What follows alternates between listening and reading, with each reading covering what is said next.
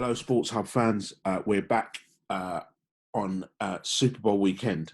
We did this interview. We could have done it early in the week, but we kind of agreed we're going to do this again on a Friday, and we'll post this out because we just didn't want to be the reason for any jinx. I will tell you this right now. I am going to do my prediction at the end of this video. I'm not torn. I've decided, but I've been torn all week. I think it's a super close game, as I did a couple of weeks ago. But fantastic news. As you can see, I've got Jamie back. And I'm super, super happy to have you. So welcome back. Let's get stuck in. Let me start just by recapping where we are. You said you were going to very much enjoy, win or lose the AFC Championship game. You won. How do you? How was Monday? Well, yeah, the Monday after the AFC Championship game, it felt like I had a smoke alarm going off my head for most of the day. You know, I managed to get it booked off, so that was good. I didn't have to deal with going to work or actually kind of communicating with any other human being that day. So I did okay. I did fine. I just about survived.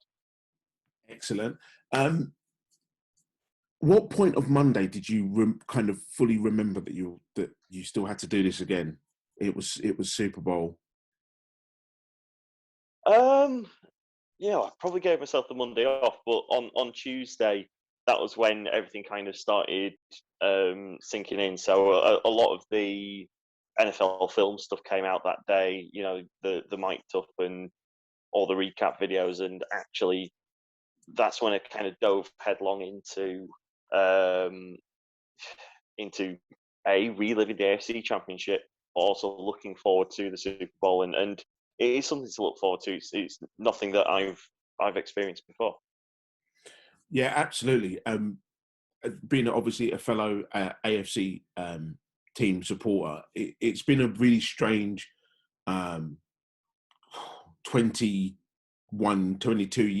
year period for us, I guess, because they've been so dominated by the Patriots going to 10 Super Bowls in that time. So it was always trying to get a team just good enough to kind of nip in. The Raiders never really that close. But certainly when Brady went, he kind of opened the door. I think we genuinely agreed that while Mahomes is probably going to take the next, going to control the next decade.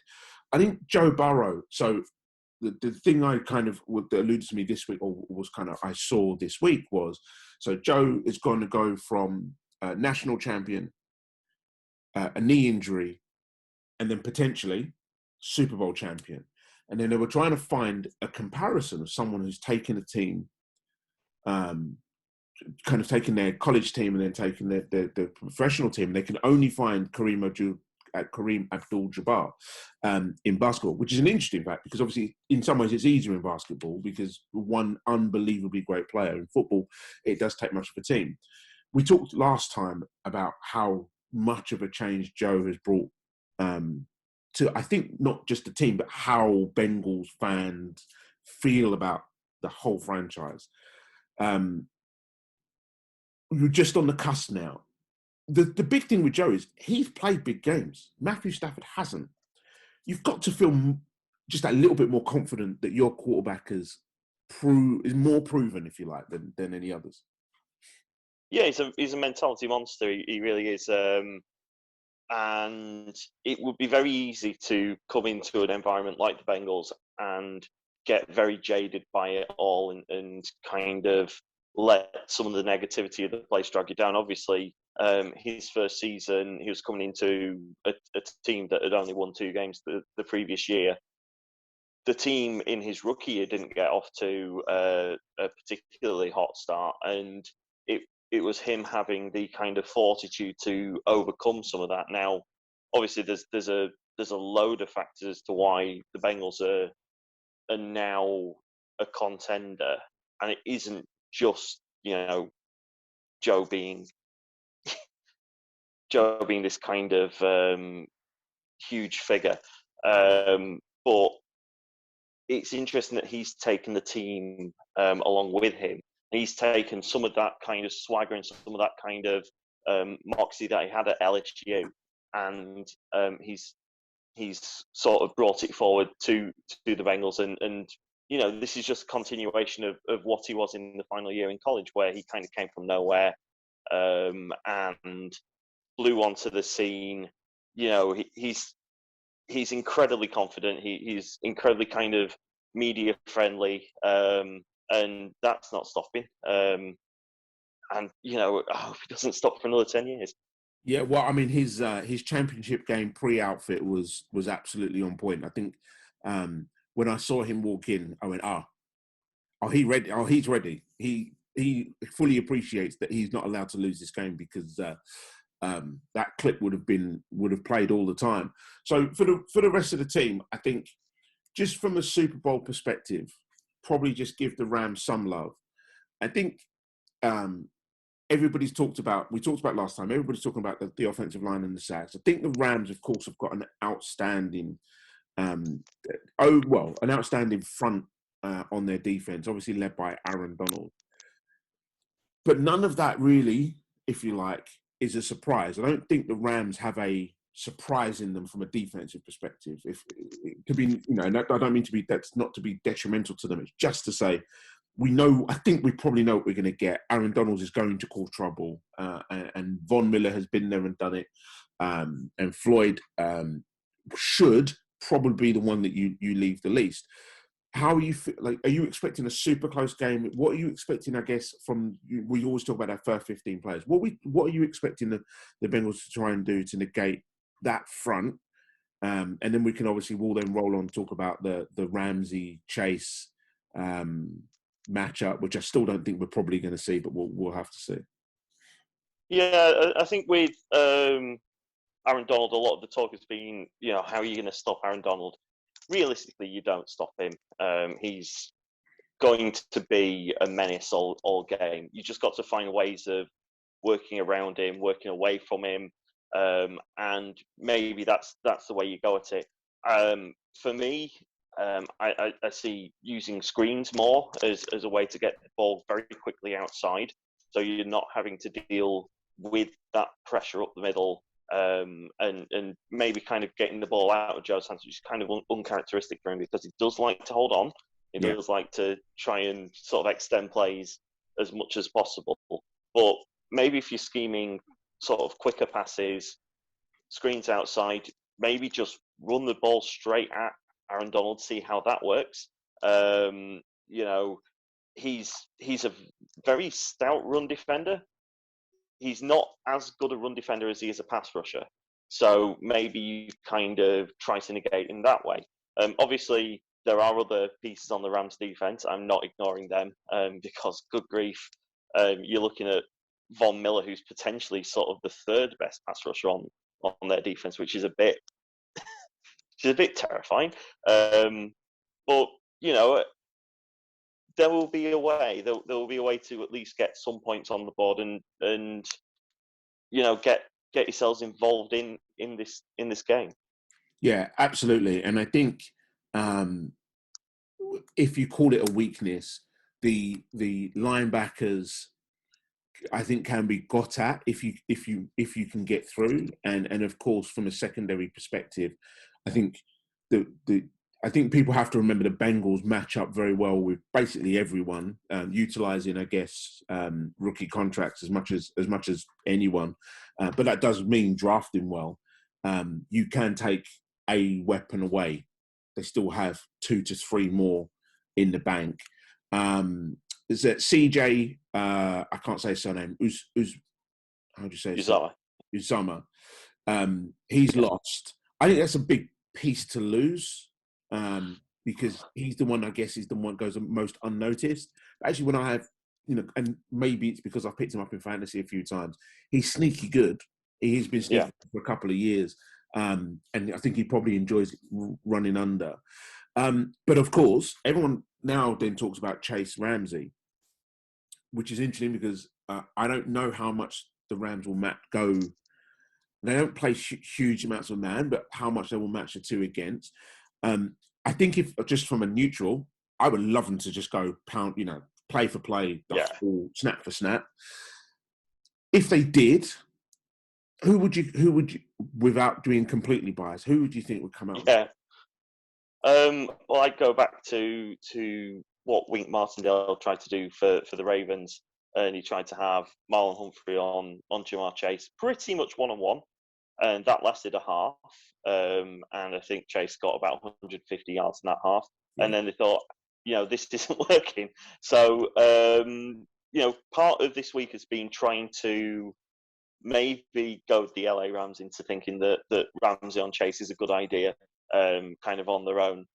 I think he'll need a bit of help. To be honest, the modern NFL is so kind of offensively slanted anyway, that even if you aren't quite getting open against sort of the very best DBs, you've always got a chance of getting kind of a bit of an awful flag on the back of it. So it's always worth kind of backing the receiver unless the receiver's really terrible. It's always worth backing the receiver in these duels. But I don't see the Rams falling for that. I think it'll be something a little more complex, and a little more kind of zony. Yeah, absolutely. And then just to tie it off the Super Bowl, and then we'll come back to your prediction. I'm gonna guess which team you're going to select, but we'll ask you for a scoreline. Sean McVay is, well, I mean, he's had, his offensive, he's going to lose another coordinator to another head coaching job, which we talked about before. And obviously Zach Taylor. This is a really strange matchup because there's no, I just don't see there's any hidden secrets. I think both teams will be coached over the last couple of weeks to understand the ethos of both offenses and what they're trying to do. Is this we haven't had it too much, or I haven't seen it in the media too much. Is this a little bit of a head coach versus head coach? Obviously, McVay is 0-1 in the Super Bowl, but that was against the old stage of Belichick, being upstaged by your former offensive coordinator. They haven't tried to play this up. Maybe they will in the last couple of days. But where do you think that's going to go? I really kind of think Sean McVay is one of the great kind of football minds of this current time. He's a really impressive coach, and I don't necessarily agree that he will know much about what Zach's doing, because I think the Bengals tried to recreate what was going on with the Rams in Zach Taylor's first year on the team. It didn't go that well, and they kind of largely tore it up and thought, well, we need to go at it some other way. They ended up getting Brian Callahan in, who's the current offensive coordinator. He used to be, I think he used to be in Oakland when Oakland was still a thing, and he's kind of bounced around the league quite a bit. He is kind of the architect of the playbook. He designs these concepts, which some of them have been kind of fairly normal, fairly prosaic, and then you get things like the Joe Mixon fake flea flicker that was run against the Raiders earlier in the year, which is honestly impressive. And I think kind of one way they beat the Chiefs in week 17 was having these hole shots to Chase, where he'd find, for even just sort of a slight second, a gap between cornerback and safety, and Joe and Jamar have such an understanding that they can, they can work with that. I don't see it being a direct kind of coach-to-coach thing, but I see individual coordinators just kind of going all out to create difficulty for each other. And, I've got a lot of respect for the Rams, and I do think that the Bengals coordinators have a lot of fresh ideas and a lot of interesting plans to kind of overcome opponents. Yeah. Well, yeah, I mean, it's obviously in some respects a copycat league, but then there's elements where you can't copy. You just don't have the same players. Everyone says, just go and get the defensive coordinator from the Rams, and go, well, yeah, but they're not going to bring Aaron Donald with them. And you scheme to your strengths and talents. So first Super Bowl in 30-something years. real, but more than just a Super Bowl. We talked about last time. Real promise that this might not be the only deep playoff run, if not only Super Bowl in the next few years. One of the things that came up at the end of the week on Friday was your old quarterback Carson Palmer talking about he was insinuating that will the Bengals go all out to keep not just Burrow happy, but keep everybody paid that needs to be paid. It seemed a very strange thing to bring up a couple of days before the Super Bowl, without necessarily having to see it all. What kind of your thoughts on almost like everybody's been up in the Bengals and what a great story, and I think everybody's kind of taken them on board. If you're not a Rams fan, then everyone's just probably a sneaky Bengals fan for this game. Seems strange that your old quarterback would start firing shots when, and we talked about last time, money has been spent in the last couple of seasons. It seems a strange one to me. What about you? Yeah, so obviously Carson Palmer left the Bengals in, 2011. I want to talk about that's going back like 10, 11 years now. This is a different organization, and kind of part of that is that Mike Brown has relinquished an awful lot of control over what's going on, and that has meant that other executives, so people like Duke Tobin and Katie Blackburn, are now more at the head of the organization and more kind of invested in the running of it. You know, Mike Brown was a very, very sort of old school football character. He'd build through the draft. He'd very rarely bring sort of big splashy free agents in. There'd either be kind of reserves on other teams that, you know, he could get a nice cheap deal on, or realistically guys that were over the hill. I mean, we had T.O. come in and he was 36. Yeah. And, you know, he was still fine, but he wasn't like prime T.O. These days, we do spend a bit more money. We're not kind of trying to go for the big kind of flashy free agents at the top of, at the top of the market, but there is money there. And I think the ethos of the Bengals over the years has been that they try to look after their own. They try to re-sign their own players. Now, obviously, there are a few free agents coming at the end of the year. You want Jesse Bates to be re-upped in some way. You want BJ Hill to come back, particularly after the play he made last week. Ogunjobi's been great all year. I think we should look after that side of things before looking at free agency. And I think free agency is probably going to be somewhere where we can find a new starting guard. We can maybe find, someone else to go in on the interior O-line as well.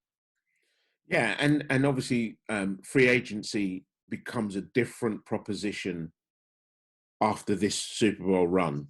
I think you are more likely to get a player with a year or two left willing to take a little bit less because he can see the opportunity. At the end of the day, if you're not going to go to the playoffs and you're not going to succeed as a team, then you want to be paid. If you know you're going to go, then take a few mil less. Sounds really crazy. Take a few mil less because you get the additional on your endorsements for winning. Look, it's obviously amazing having you again, and if you win, there's every chance we may just have to do a little wrap up. Probably not Monday, but before I let you go, I would be remiss if we do not say what's the score going to be. All right. So I'll go for a score prediction. I'll also go for a kind of game pattern prediction because I think we've seen a couple of times with the Bengals where they maybe don't get off to the fastest start, and it's really after halftime where they adjust and react to their opponents. So I see the Rams going out of the blocks, maybe get themselves sort of 14-0 up very quickly. The Bengals fight back. It becomes kind of a bit more muddy towards the second half, and I'm going to take Bengals by 3 and a score somewhere in the mid-20s, so 24-21, something like that. I think the over-under is about 45. That sounds about right. You're right on the cusp. You're right on the cusp. You're gonna have to wait for, like everybody else, to find out my prediction. I'm not doing a prediction now. I'm doing it right at the end. It's so lovely to have you on again. maybe we'll speak again as Super Bowl champions. Maybe we'll speak again as just as AFC champions before the season starts. Obviously, I kind of wish you guys all the best. If you like, maybe we're all AFC brethren, and you did beat us. So Yes. it's always better to lose to the eventual Super Bowl champions. I think it's going to be a great game. I think it's going to be a close game. I think 3 points is about right either way. So I'll let you go. I'll bid you farewell. Thank you very much, and good luck with the game. Cheers. Thank you very much.